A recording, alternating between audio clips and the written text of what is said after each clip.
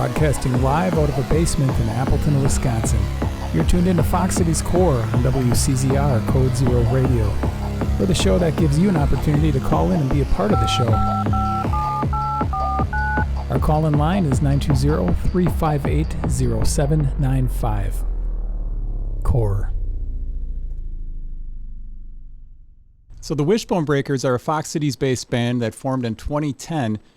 Their style is rock, Americana, blues. It's a little of everything mixed together. You've obviously seen the members of this band. They're in a ton of bands. They've got a great album coming out in a couple months called Sometimes There's a Hole in Me. I'd like to welcome the second biggest panel ever to the show. Jake Crowe, Luke Crowe, Alex Drossart, Sam Farrell, and Ryley Crow. They're at the end, otherwise known as the Wishbone Breakers. Thanks for doing this, you guys. Is it hard to get all five people together for something like this? Yeah, I mean, I think we all enjoy it and we all enjoy hanging out, so we make it happen when we can. The band started in 2010. It started out as a vehicle for Luke's songwriting, Mm-hmm. and it's grown. Can you go through the history of the band for me? Yeah, sure. So Ryley and I were in a group called Scotty and the Snow Machines in high school. It's kind of our first rock and roll band. We had a little jazz combo before that, but towards the end of high school, I could kind of sense that group was going to end, and I wanted to keep working on writing tunes, and especially with Rye. And so came up with that group, and Jake was in the first formation of that. We played at the Lawrence Coffee Shop with our friend Max, and man, that was a long time ago. But and then we started playing with our friend Zach on bass as a trio for a bit, and it's just slowly been changing, but it's always been my songs and me and Ryley working on this together. Now it's all five of us, which is really fun. So the Crow family is very musical. Who was playing instruments first in the family? Jake, right? Yeah, I mean, I'm the oldest, so I guess that kind of chronologically plays out. But yeah, I was a kid who never stopped talking or making noise, and so then eventually my mom kind of pushed me into making noise in a creative way, and that was piano lessons and being in theater productions and things like that. And so yeah, so I guess that was, and then I never stopped, you know. And as far as the first songs that you were writing, Luke, your style is unique. All the Crow brothers have a style. In the Wishbone Breakers, are these songs typically songs that you're starting the lead on as far as writing? Yeah, I think I come to the group with, a whole song, but I leave enough space just to, have them kind of, make the shape of it, or, add their talents to the song. Yeah, I don't know. I write on a guitar, so. Well, and your first album was a self-titled album? Yeah. The EP. Little 4 tracks or so. We did that at Rock Garden Studio. With Mark Goldie. When it was in the parking lot where the thrift shop is in Appleton. Mm-hmm. Also the really old Rock Garden. Yeah. Little tiny. It's like a hair salon now. Yeah. That's where we did all of our high school band recordings there, and it was always like, all right, we scrapped up enough money to get a few hours at the studio, and Mark just mixed it on the spot, and that's kind of what that's what the EP turned out to be. So I think it was like $50 an hour, and we just brought a stack of cash and. It's $1 a minute off of a pile. Yeah. Eddie's probably like, all right, who are these hippies? Yeah, all right. Well, and there's been some start and stops in the Wishbone Breakers. Was the band originally called the Crow Brothers? I think that's just whenever Anton joins the fold. He's our youngest brother and has a lot of interests. He's like really big into painting, and he writes his own great songs. But Wishbone Breakers started kind of like, it was like a continuation of Luke and I's high school band, basically. Like there's like 5 songwriters in that group, and then Wishbone just kind of focused in on Luke's songs. So Yeah, and for a minute we were doing just me and Ryley too, kind of like an Avett Brothers thing. Mm-hmm. So when did Jake jump in the fold? That's a good question. I guess for some reason I always thought Zach was first, but I guess there was that time when I was playing for a bit. But I think that was probably around time when I was going to college, so it was probably like play for a bit and then okay, I got to go to school. But then you met Zach, right? Yeah. In like orchestra Yeah. or something, yeah. we were both in the Green Bay Youth Symphony. Mm-hmm. And He was setting up for, we're like doing a dress rehearsal, and then between the dress rehearsal and the concert, he was on stage with his upright bass, running some real book charts. And I was like, oh, so you play a little jazz, and I was like, oh, we should jam sometime, and that kind of just started that whole relationship. And Yeah, and he's a phenomenal bass player. He's kind of the guy that we still call when I can't make stuff, especially now with having a kid.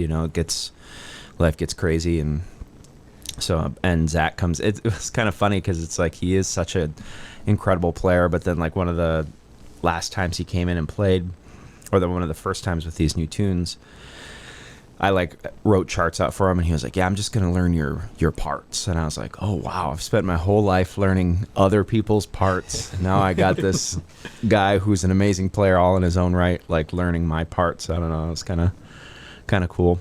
Did you critique how they performed your parts? I mean, he nailed it, because I think some of the shows I ended up being able to make. So then when that happens, then I get to play saxophone and tambourine, and that's really fun too, because I played sax on the album too, and so it's always tough as a person who's playing both parts on the album, but live it's like, okay, like I'm playing bass, but I kind of miss those saxophone parts, so it's nice to have Zach in it.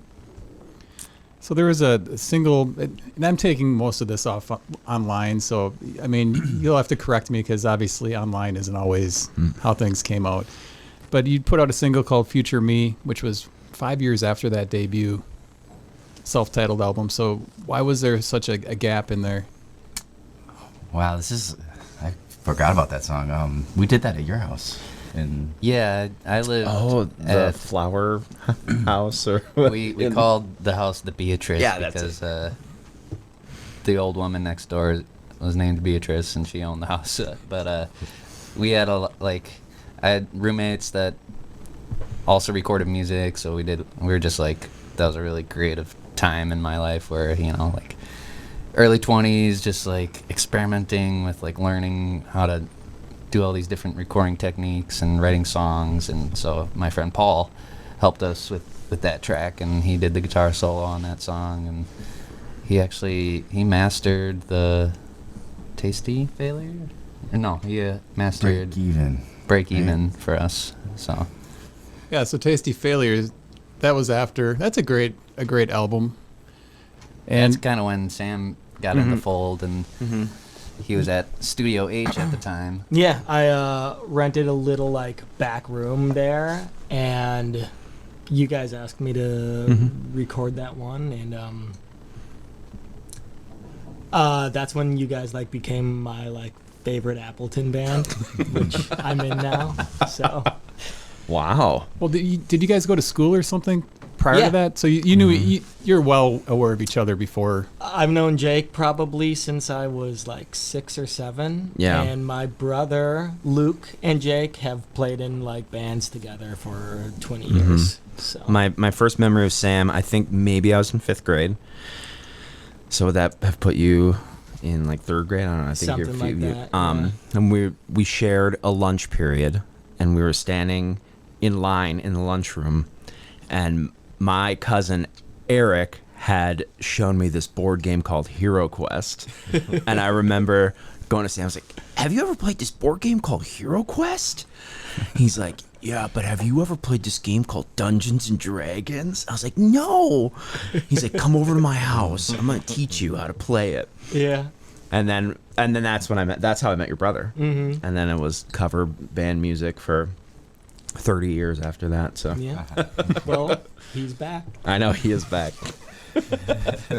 So that's how I met Sam Farrell. Hero Quest, D&D, lunchroom. So I knew that some of the Crows were into Dungeons and Dragons. I didn't know that you were into it as well, Sam. Yeah. I've let the cat out of the bag. Oh yeah, been Smoking, haven't running in a laps in my while. ashtray. How long does a game of Dungeons and Dragons take? That's About as long as recording an album, probably. yeah. I mean, a single game. If you want, you can get it done in a few hours. But with It's like releasing a single. yes, yeah. But with Luke Farrell and our good friend Tyler, and that sometimes we would Friday night, everyone would get done with work or class. We'd go over to our friend Tyler's apartment, and we'd play until like Sunday morning. We would just like stay there all weekend and play. And Tyler was a chef, so it helped out a lot. I remember one of those sessions. You also were like recording an album, that's- like in between. And that was at your the parents' house. sessions. Yep. Yeah. Yep. I remember once Sam woke up to go to work at like the factory or something, and we're just like loud, just like disrespectful. Sorry, Brenda and Ray and Sam and. So, Sam, when you were recording them at Studio H, did you play any guitar or any instruments on the tracks? Nothing. No, that was all Luke. I feel like you did play guitar. I think I tricked you into like doubling it once, and then Jake played the solo on Oh yeah, that's right. one of the tracks. No, Tasty Failure, I think. Yeah. Yeah. Mm-hmm. I had to like learn all the parts for the first gig that we did together, which I don't remember when that was. That might have been Stone Arch or something. That's crazy. I thought for sure you would have played something. I remember a moment during, like, I think it was Medicine. There's one of the tracks on there where towards the end of the track you like got down on these pedals and you were like twisting knobs and stuff, and I was like, wow, this guy's so cool. Yeah, that old trick. To make it go. Yeah, I turned the time on the delay. Yeah. Like, oh, I'm so cool. I still use that trick. That's the best trick. But do you have like a big knob on it so you can do it with your foot now? I Do it with your foot? Dude, it looks so much cooler if you like get down. And do that Yeah. sort of like thing. a scientist. You got to yeah. show people what you're doing as well as doing But it. in our old age, I mean, True. true. ergonomics. No, that album is pretty special, I think, and I urge everybody to go. As a guy who didn't have anything to actually do with it, go and At the end of that track, though, Yeah. that's Sam. When were you asked to officially be a member of the Wishbone Breakers? I don't know if I ever was. Yeah. Yeah. I was gonna say, why are we even here? I was going to say, is it official? I don't know. I don't know. I think we had started to do some shows like together. So like the lately would do some shows with the Wishbone Breakers, and I think just doing shows and stuff together, it just made sense. You know how it does. And I think you had more input than you're giving yourself credit for on Tasty, because I remember just like thinking, oh, we'll come in and you'll set up mics and we'll do our thing, but you had a lot of creative input, and then that made us want to do another one, and so then we did Break Even together, and that's where we met Alex. Yep. That was on Break Even. Yeah. Gosh, I'm glad everyone else has the timeline on stuff. I'm like, don't remember where any of that falls. Well, let's do this right away. I just want to get this out of the way. You guys are in a lot of bands. I want to just list them out quickly. Active bands. We'll start with you, Jake. I know you're in Stuck on Blue. Mhm. That's one. Give me the other ones. Active bands? Yes. Oh man. Besides Wishbone Breakers, I think that's my only like original music kind of stuff. Otherwise I play in like a yacht rock trio called Secondhand Stereo. Although we did have to play a Yellowstone theme party the other day, so we played a lot of country music. Like the show? Yes. Whoa. Yeah, for a bunch of dentists in Wausau. Was everybody But it was just in rich Freedom. and mean? No, they were all very kind. There was a lot of flannel. I wore my finest bolo tie. I think, I don't know. I'm trying to think. Oh, I played with the Fox Menagerie, and all of like Sly Joe's projects. So Smooth Operators, or if it's just under his own name. I don't know. I think that's anyone else I've said I can't do that. I'm playing a gig with these guys instead. I think that's about it. If something comes to my mind, I'll remember it. But yeah, those are kind of the groups. It's a good problem to have, not being able to remember all the projects. I've cut back a lot. I only play a few times a month now, so it's a little more special now. It feels less like a job, and it leaves more room for more creative endeavors. Luke, what about you? Bands? This is the Just the only Wishbone one Breakers? Yeah, every once in a while I'll do a solo set, which is fun, but also terrifying. So, yeah. Alex, I know Alex has got quite a few bands, I'm sure. Well, I'm in Hang 10 with these guys. Active bands. I guess, how would you define active? A band that, like, if somebody was looking for a band to play, They could both they'd be that ready band. to go. Okay. Well, That makes sense. That doesn't help that much.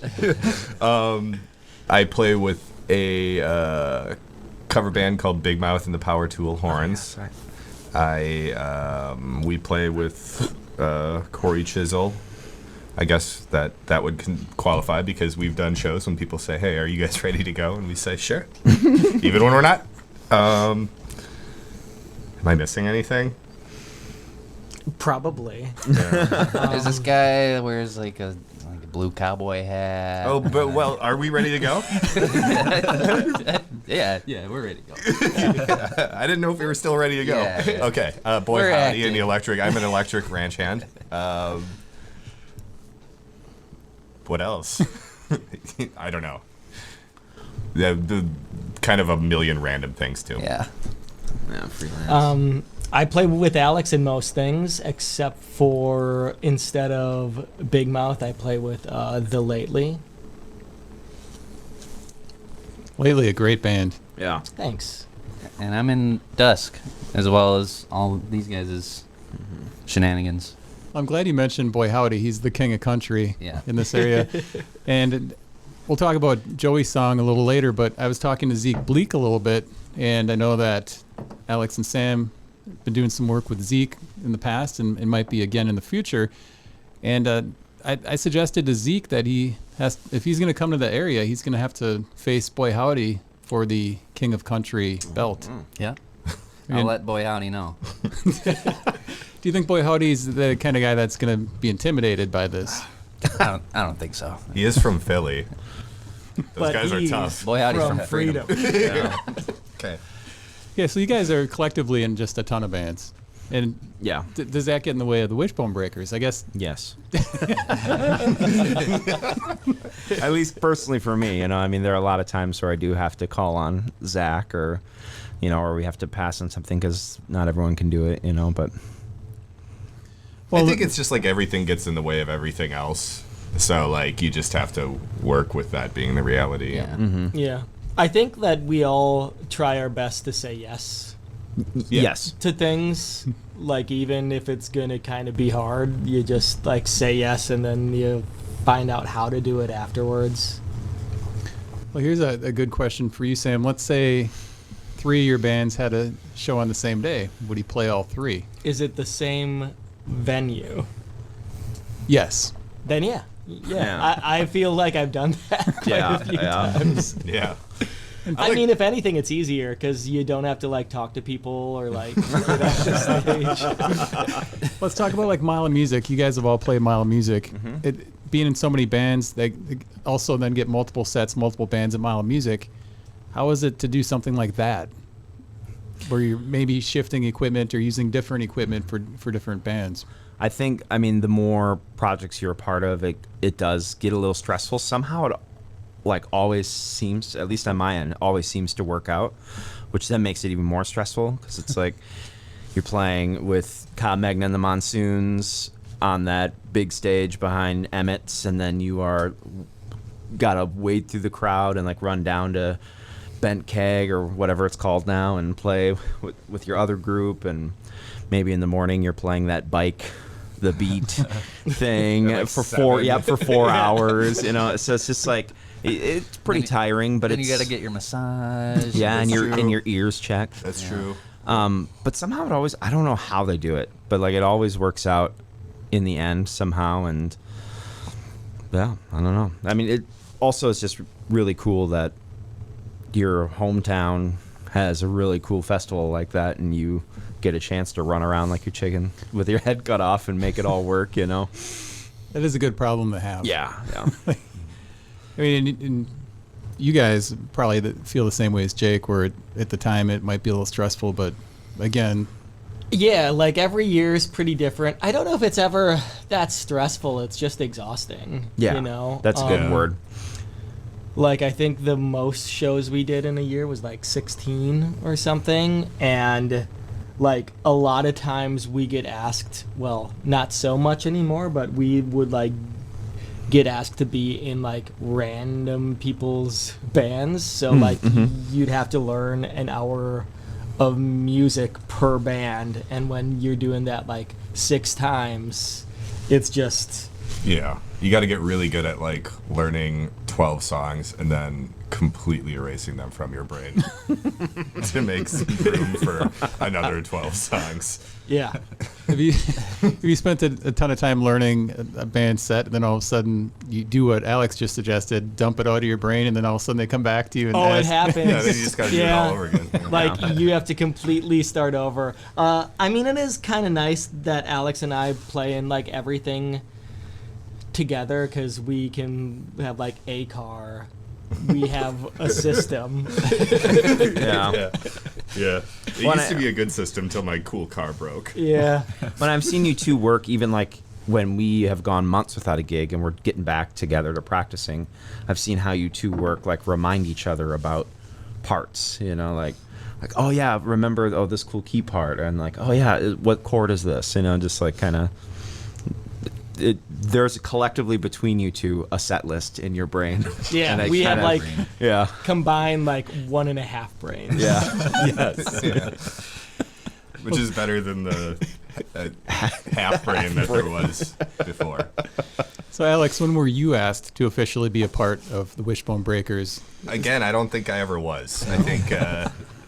I think I just started. I was added to the text thread. yeah, that's true. That's true. That That's could be it. literally what happened. I think I played on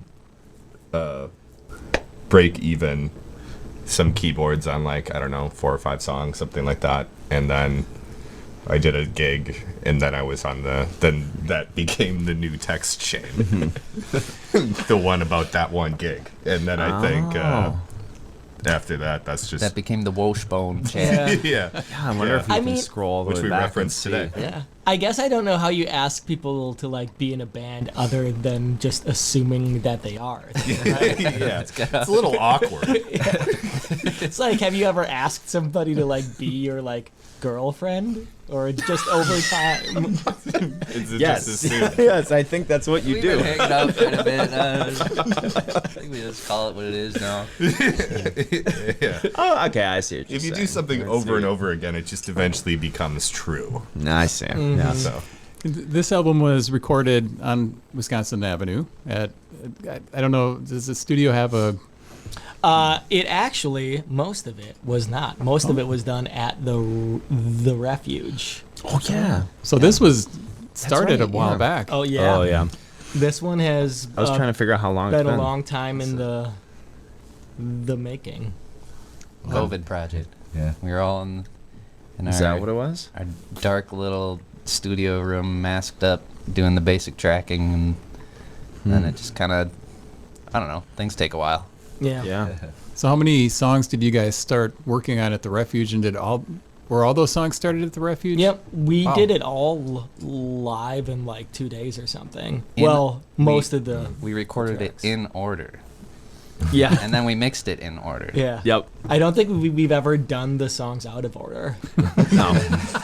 That's really fun. I was like, because we sat down, we were talking the other day. I was like, how do we decide track order? And then like Luke or Sam was like, I think that's just how it has always been. Yeah. Like we recorded that order, numbered it, and then we worked on it in that order. And then when you bounce it to a file, it's in that order. Well, Luke's always writing the set list, and he's always got it like. I think he sits down and thinks about just like the flow of a set list. So that was kind of like, all right, here's these new tunes, and they sound good in this order. So let's hit the studio.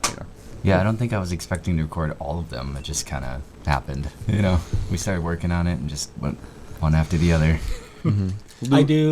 I remember it was originally like 13 songs, but you had played me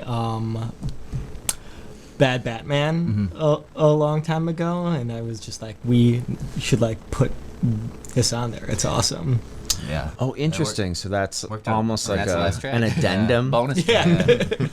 It closes the album perfectly. That's so funny because like the more and more I listen to the album, I'm always like, I wish we could swap the last 2 tracks because the penultimate track really feels like a final track.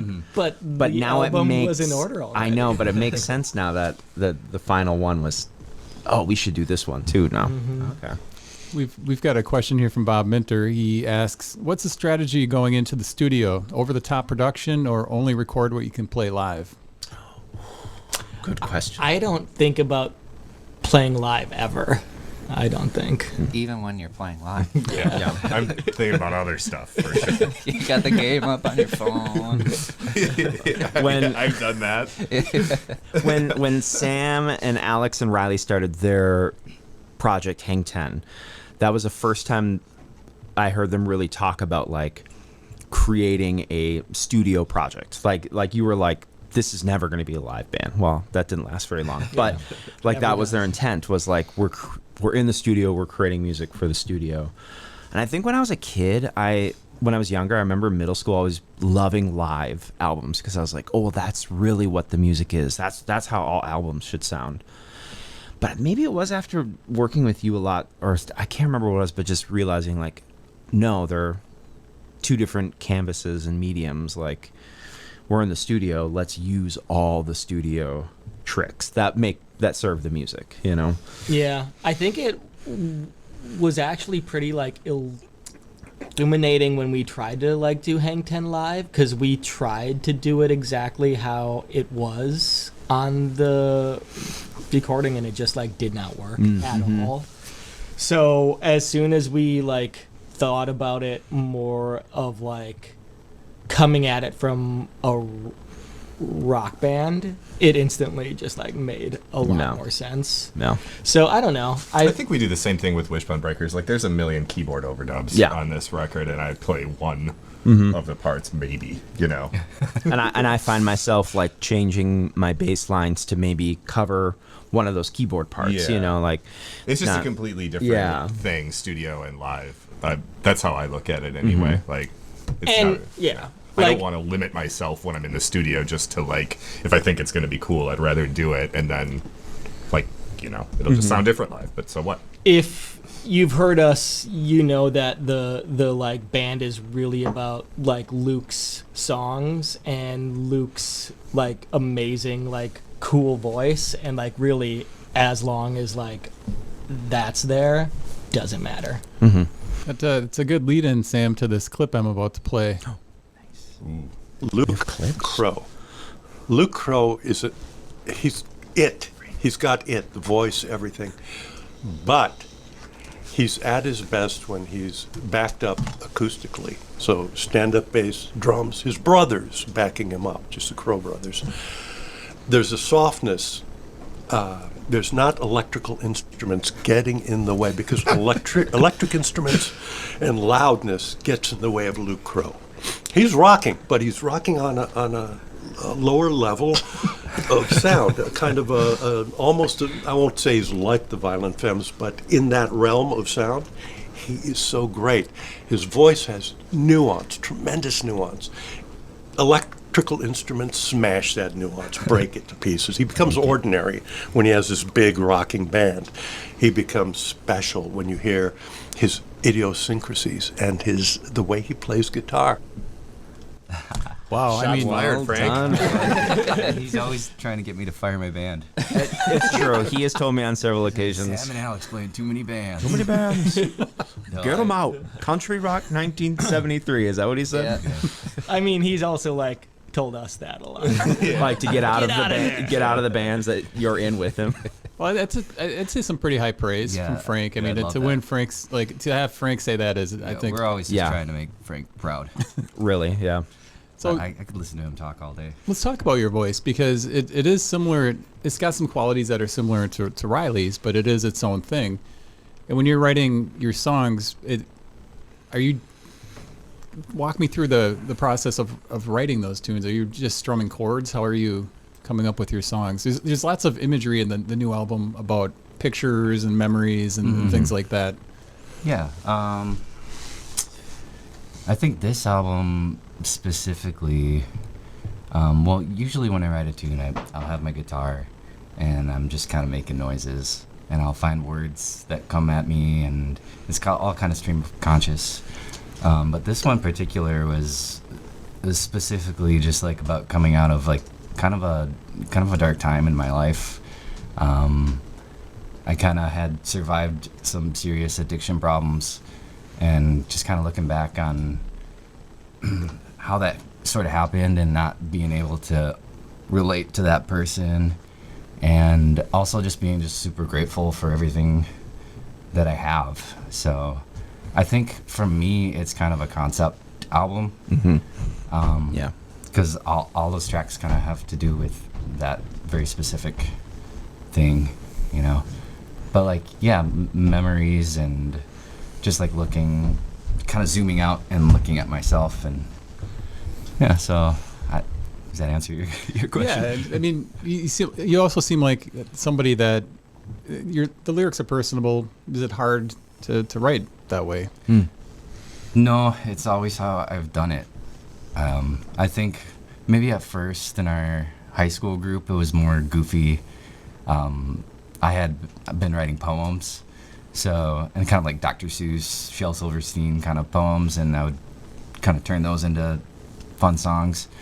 But it quickly became just kind of like a survival mechanism, just like making sense of my experiences and my life. And it still keeps like the tongue in cheek, or like the kind of nonsensical. Yeah. You know, you throw in a line that's like, "But I still got my eyeballs," and it's like, whoa, you know, what is this guy singing about? You know? And I think it's super special being, you know, so close to you, because when we play those songs, it's almost kind of like a Where's Waldo, I Spy moment, because it's just like you will pick out like a little line, and then it's like, oh, I remember that moment, you know, as your brother, or like you know, we're working through tunes, and it's like, oh, is this at, you know, Grandma's funeral or something? You know, it's like, yeah. And I was like, oh, okay. So it's just like, and it kind of makes me think about other music in a totally different light. Like, it's just like, oh, the songs that I hear and I like were probably somebody else's experiences that I'll never quite understand, but this music I get to, you know. And then it's kind of exciting to see that it's now going to go out into the world and people are going to listen to it and not know our experiences, but then get to kind of, it changes, you know, once the music becomes the public's art, you know, how it changes. So The new album, you can pre-order it starting today. Is that correct? Mm-hmm. At Yeah. monoprinthouse.com. And that's so cool. you know, Luke brought in. You've got I have the records here. the actual artwork for everybody to see how it turned Yes. out. Where do I show this? Where's the camera? There you go. There we go. That's great. Who designed the artwork on that? So we have two different colors here.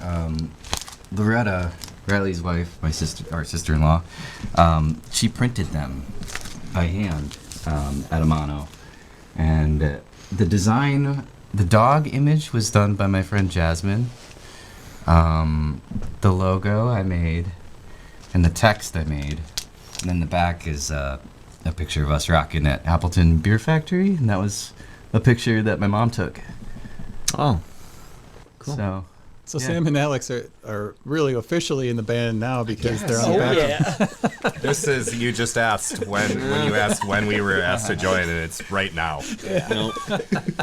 No getting out now. But yeah, Loretta's been a huge help getting this thing to the finish line. I think I was at a point where I was just kind of down on it and not really sure what to do. I was like, well, maybe we just throw it online and I can move on just because it was taking so long.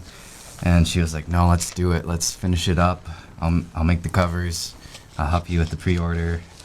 So it's been great. So you've got the hard copies already, but if they pre-order now, they will get it April when it comes The out. release date is April 1st. No joke. No joke. And No joking. Is there going to be CDs as well? Just the vinyl. Just the and vinyl. then our first single is up online today. Yep. So you can hear that, Puddles. We got a music video for it up Oh, on the yeah. YouTube. Yep. And then there's a music video. That's already filmed? Yeah, It's online. it's a Went up at midnight. yep. Yeah. What can you tell me, since I didn't see the video? Like, what's the storyline in the video? It was really fun to make. I got to play with some old G.I. Joe dolls and did some stop motion, and there's some live footage from the Mile of Music After Bash we did. Oh, yeah, with the drone And a funny cameras, show yeah. we did with these guys Stidge at Lawrence, and then there was another Emily Brandt or something like that. We did a Lawrence show that was supposed to be outside, and then we got moved inside for the rain, and it turned out Oh yeah, we were in a lecture hall. Yeah. we rocked in a classroom. It was really cool. I think it was like 2 years ago I saw you guys at Mile of Music, and that show blew me away. It was my favorite show that I saw that year. I feel like that was 2 years ago. It was at Chadwick's, maybe? Okay. Maybe? Yeah, thanks. Maybe that was at the Bent Keg. If Yeah. it's the one I'm thinking of, I was get it like those two kind of mixed early? up. It could have been the Bank Keg. Yeah. But yeah, you guys were, I mean, that blew me away because it was, to borrow some of Frank's terminology, it was rocking. You guys were rocking. Like, and the energy was there. So this album, it blows my mind that you started on it so long ago. It's great that it's finally ready to see the light of day, but did any of the songs, you put that much time in between starting and finishing, did any of the songs all of a sudden have to take a big U-turn because you weren't happy with it? That's a long time to sit on a song and listen to it with having the option to change it. Oh, I don't know. I feel like, at least in my experience, Luke gets really kind of over songs. So like, there's some of Can those confirm. old songs on the old albums that I love, and like we don't do just because he's always like coming up with new stuff and like wants to play the new stuff. And so I think towards the end of this one, it was more just like on to something new. Yeah. Yeah, nothing was. I mean, I don't want to sound insensitive, but nothing was like precious. You know, it was like paint on the canvas, and then okay, let's keep moving. You know, we definitely learned about throwing it away from Alex and Sam. You know, it's just like doing something, but then also just being willing to just trash it all because it wasn't needed. But I think those first couple days of just doing the core tracks never really changed, you know. Yeah, I Just- think we kept this. Well, it's also really hard to change a song. Yeah. Like structurally when you do it live because we didn't use a click. So I think we just like trapped ourselves a bit and we couldn't. Which Or is, it'd be which hard. is good. Yeah, Yeah. which is good, you know. That's always kind of been Ryley too. Like I feel like not that you're like click averse, but I think you just have always been like, let's do it without a click so we just get it's more natural, you know. Yeah, 'cause he said he tracked pretty much the whole thing live. And then I imagine it just sat there for years and years until you got around to, did you have to do any polishing on anything? Oh yeah. Oh, I mean, yes. I think we redid all the guitars and all Yeah. the keyboards. Like We- the bass, drums, and your guitar are live, right? Yeah.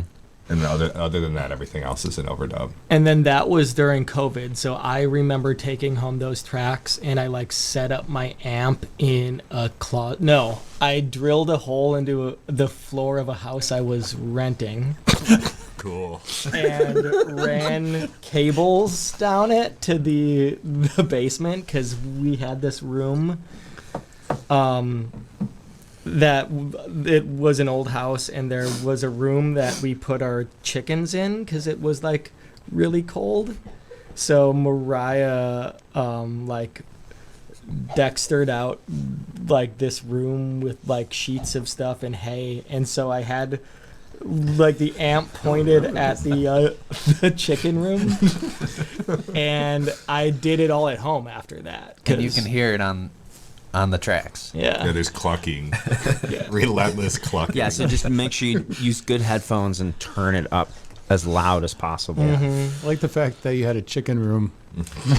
I don't remember why they were inside, It honestly. was super. I remember, like, COVID. You weren't that pumped about it because it was like really. Well, I don't think we've ever heard about the chicken room. yeah, That's well, a- our friend Oliver got chickens that were like Mediterranean chickens too. So I think they I had were that last night. Yeah. designed to be outside in the winter, so they were like starting to get frostbite. Wow.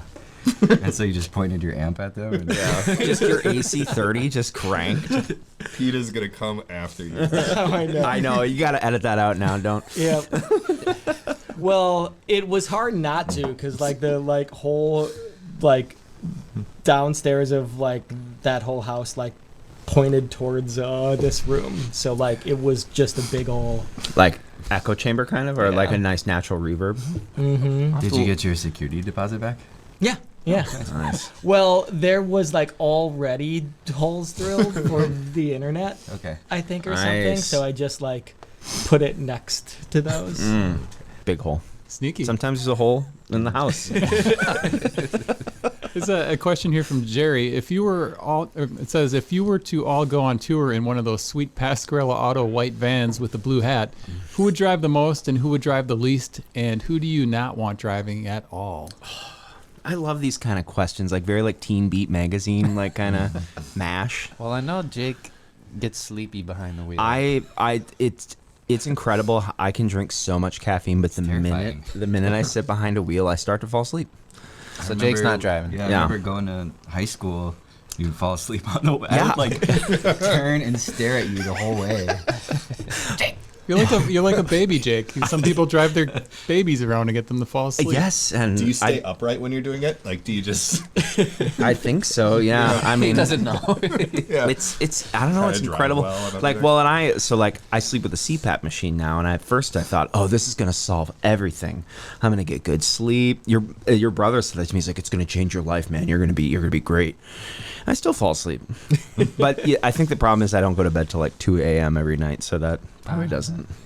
Probably doesn't. So help. you're just really tired. I am actually just really. It's not a medical condition. I'm just treating myself poorly. Which eventually does become a medical condition. Yeah. So I'm not driving very much at all. I can drive. Yeah, Riley's a road warrior, or Yeah. king of the road, I guess. Is that? Yeah, King I of like country, drive. I like king- long drives too. All right, you can drive. We can switch off. I get car sick. I don't know if I could tour. I don't know. So Luke's not even coming. He'll zoom in. Yeah, it's remote. Is the Wishbone Breakers going to do any kind of touring for this album? We have some shows planned, but not very far. We're looking at maybe doing a Milwaukee show. We got an album release show booked at Stone Arch on April 1st. That's No what joke. it is. On release day. That'll be the big release with Eli O'Ryan opening up the show. So. Oh, nice. Yeah, it'll be fun. We had a comment here from Todd Belke. He said he could hear about the chickens. He said I could hear about indoor chickens for another hour easily. Oh, gotcha. How much more material do you have? Yeah. Take that on the road. Well, we did have to rub Vaseline on their heads because it was hurting them a lot. Because they were so They're getting cold. dried Yeah, out. They're getting well, dried skin. like when their like crowns get frostbitten, it starts to turn like white. Oh wow. I don't know. No one likes dry chicken. Yeah. No. No. So had some questions here about the album. Non-chicken related. Non-chicken Okay. related. Luke, you were nice enough to let me hear the album early, which I appreciate. It really helps in this kind of situation. There's a song called Puddles, which it's got a similar feeling to me, and it just might not be true. It's just my opinion. It's got a similar feeling to Max Jones, and like it. But the songs sound different from your previous releases. There are other things that I noticed on this, which I was interested in asking. So in Puddles, there's a driving downbeat kind of beat. Like the guitars sound interesting there. Is that keyboard on the guitar?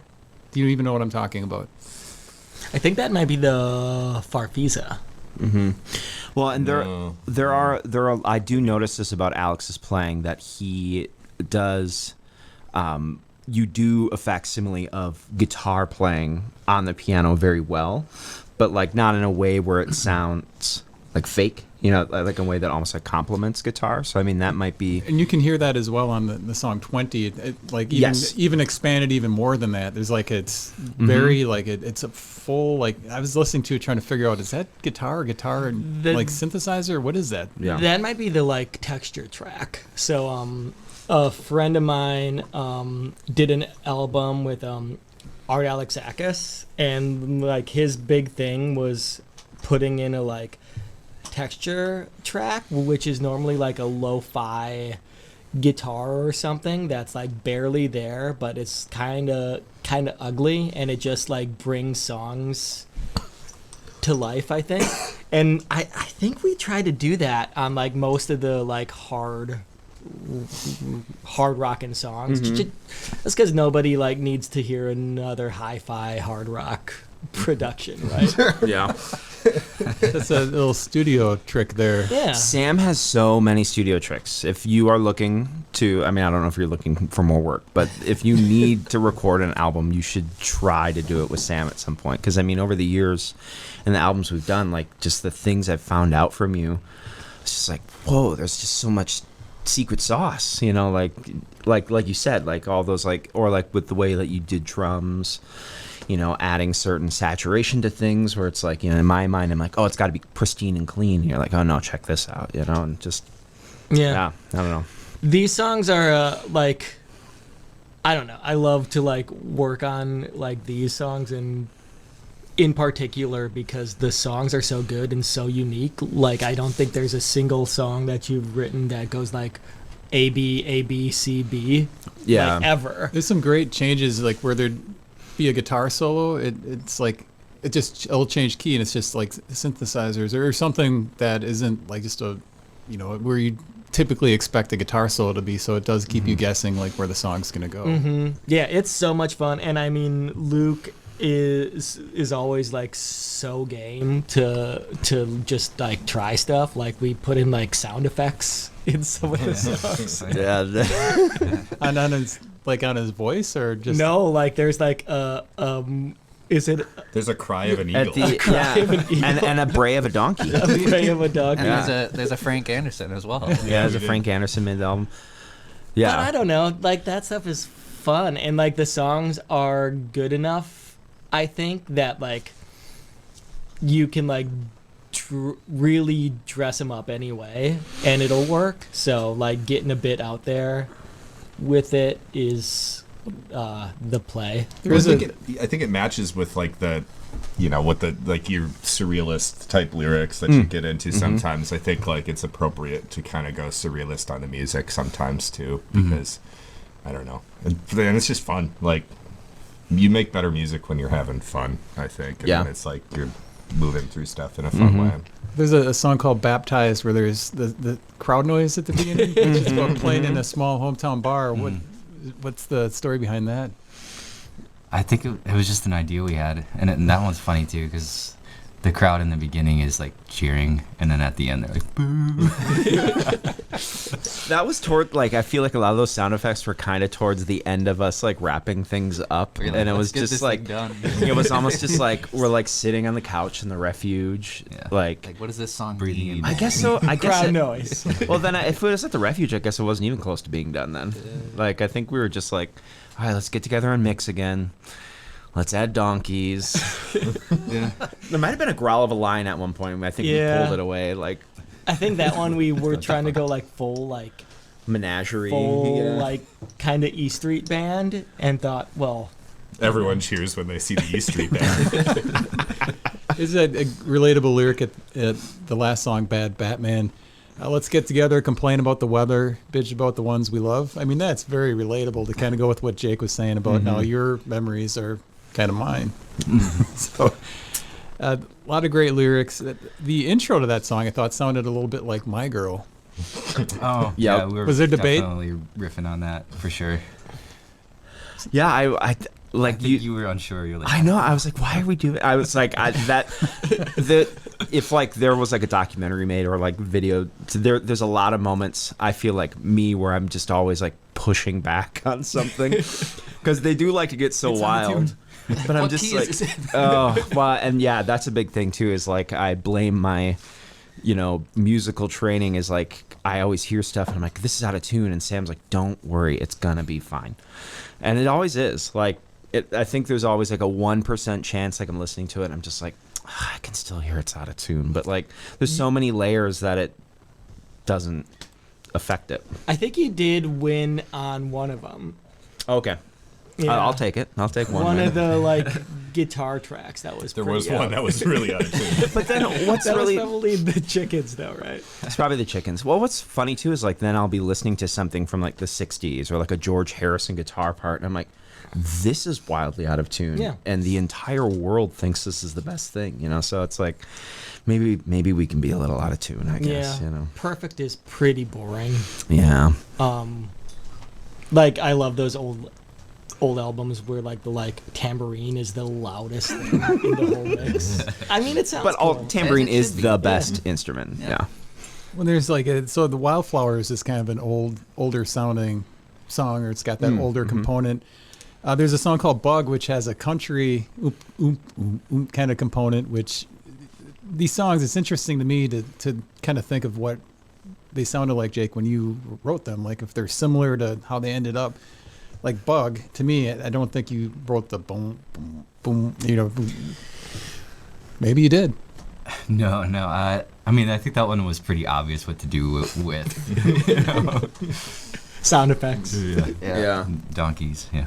And the title of the album came out of the first song on the album, Whole. You just pulled a lyric out of that song. Mm-hmm. What was the process with figuring out what to call this, and when did you decide? Was it a collective decision on what to call the album?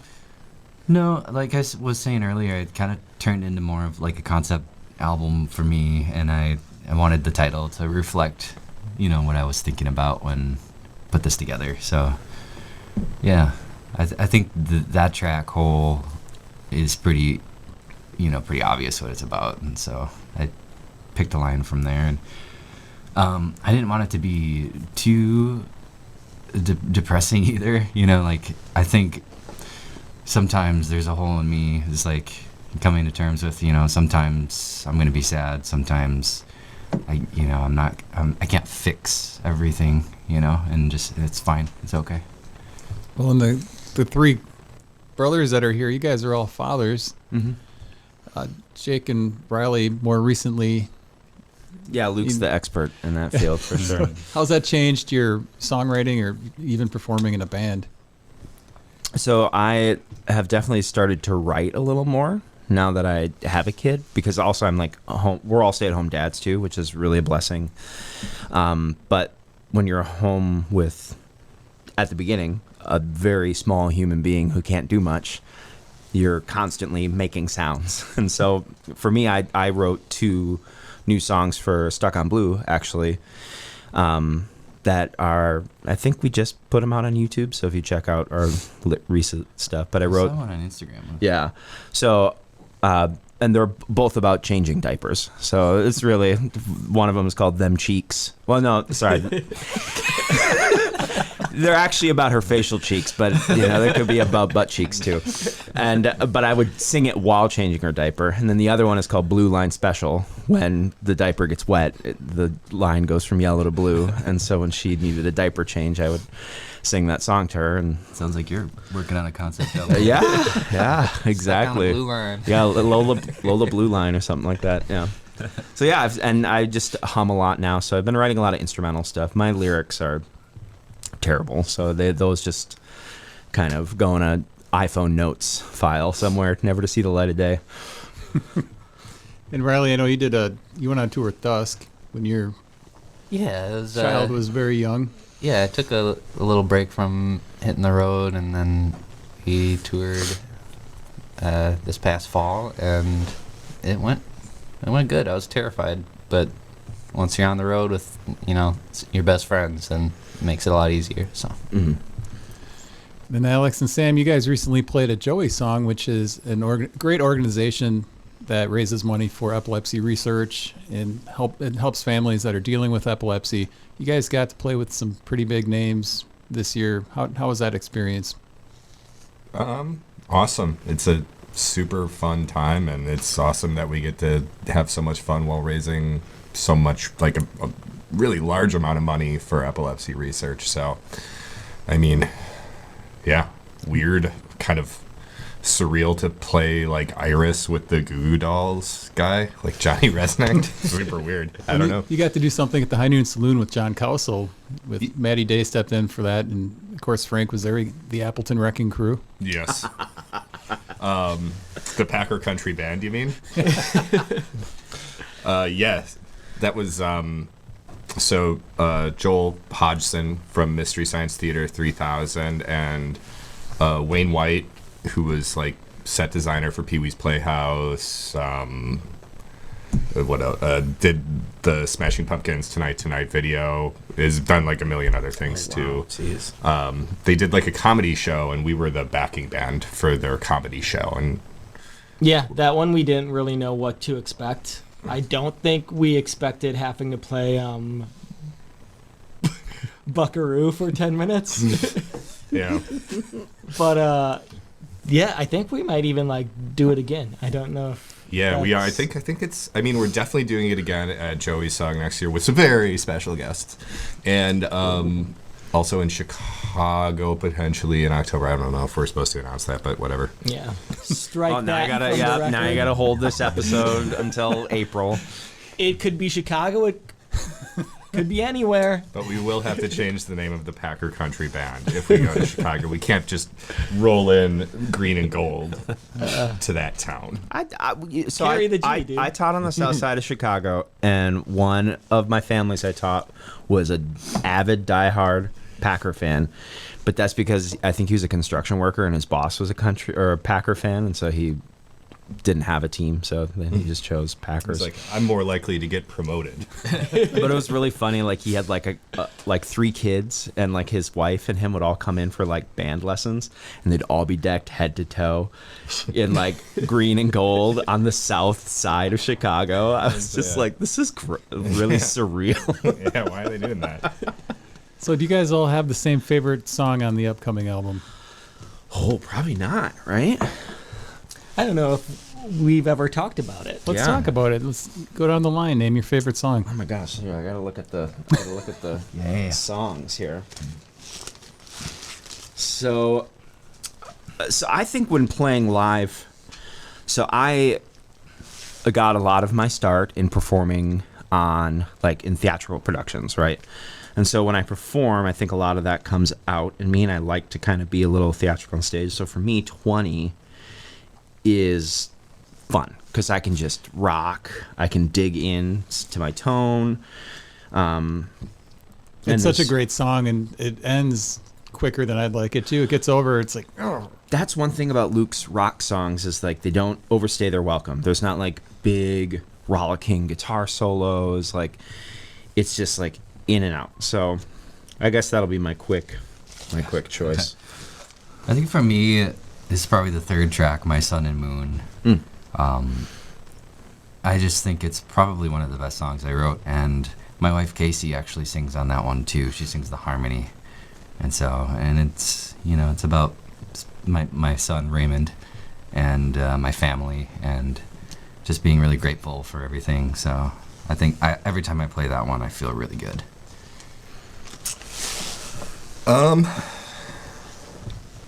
There's stuff that I like. There's a lot of them that I really like. Puddles is super fun to play live because it rocks. It's got that Fountains of Wayne. 20, I think there's a great crescendo in Yes, that tune that yes. we like nailed really well, and that's not easy to get on a record always. And I think we hit that perfectly. So that's one of my favorite moments on the record. And going to Space Town on the end of Thrifted Picture Frame is my favorite. Forgot part about too. that. Yeah. Yeah, that one's got the double sax solo, Yeah, that's which cool. is always Double crazy and sax. weird. Well, that's another thing Sam has taught me too. Is like when you record something, you just got to do it again, and you got to keep recording layers until it sounds good. You Yeah, know? I mean, especially when you like want it to sound crazy. Yeah. No. I think my favorite. I really like "Goodbye Warm Pajamas" because it's just like it's got that weird like bar of completely other song in it, and like the chorus is awesome. I don't know. Hard to pick. Pick some good ones, boys. I'd have to say, "Where Am I Without You" is kind of a fun one for me because I really stripped back the drum beat on that one, so I Yeah. can just kind of listen to the boys, you know. Stand up, Laziness Take a breath. prevails. stand out. Well, it's great. It's interesting that you all seem to have different favorite songs. And I think that's what contributes to our sound too. Is like we're all kind of pulling different like loves of music, and then when we put it all together, it all does get that moment to shine through. I think, you know.